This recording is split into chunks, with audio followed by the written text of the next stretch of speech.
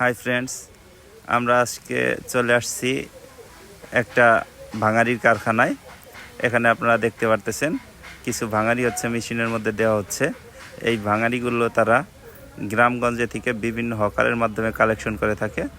বিভিন্ন হকাররা সোন পাপড়ি, প্লাস্টিকের পণ্য ইত্যাদি পণ্য নিয়ে গ্রামগঞ্জে যে হকাররা গিয়ে মানুষের কাছ থেকে ভাঙাড়ি কালেকশন করে, এই ভাঙাড়িগুলো তাদের কাছ থেকে কিনে নেয় ব্যবসায়ীরা। তাদের কাছ থেকে আবার তারা কিনে আনা এই ভাঙাড়িগুলোকে নতুন লোহা উৎপাদন করার জন্য ঢাকায় পাঠানো হবে।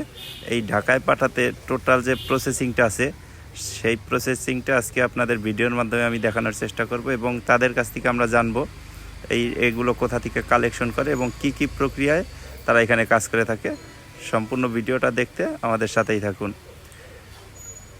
আপনারা দেখতে পারতেছেন এটা রাজরের চিত্র।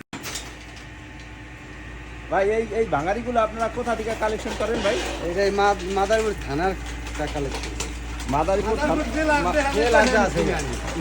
জেলার যে জায়গা থেকে পানো জাতি আনে দোকানদার কথা না, বর্তমানে 38 টাকা করে জানি। 38 টাকা কেজি, 38 টাকা কেজি দামে কিনে। এইগুলো হচ্ছে মূলত কালেকশন হয় হচ্ছে গ্রামে যারা হচ্ছে ওই যে ভাঙাড়ি তারা দেয় দোকানদারদের, আর আমরা দোকান আপনারা দোকানদারের কাছ থেকে আইনা এই মেশিনে প্রস্তুত করে এরপরে আপনারা ঢাকা পাঠায়। আচ্ছা, এটা হচ্ছে ঢাকা। হ্যাঁ, রড এইগুলা দিয়ে হচ্ছে নতুন করে রড উৎপাদন হবে না? নতুন রড গ্যাসের সাহায্যে পোড়াবে, গ্যাসের সাহায্যে পোড়ায় এটা নতুন রড উৎপাদন করবে।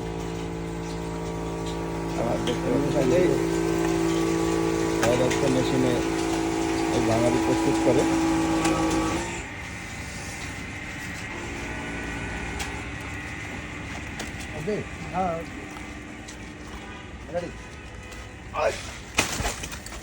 ভাই, এক একটায় কত কেজি আছে?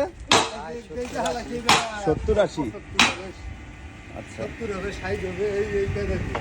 এইটা হবে 80। আচ্ছা, এটা 80 কেজি।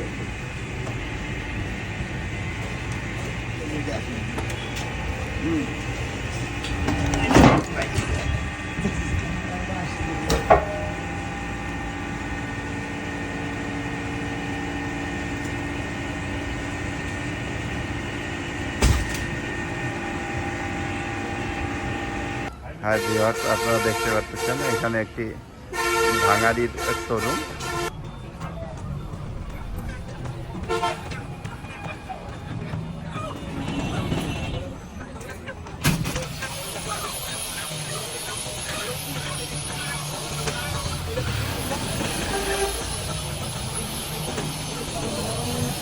বাঙালির ভিডিও পাবো কালকে।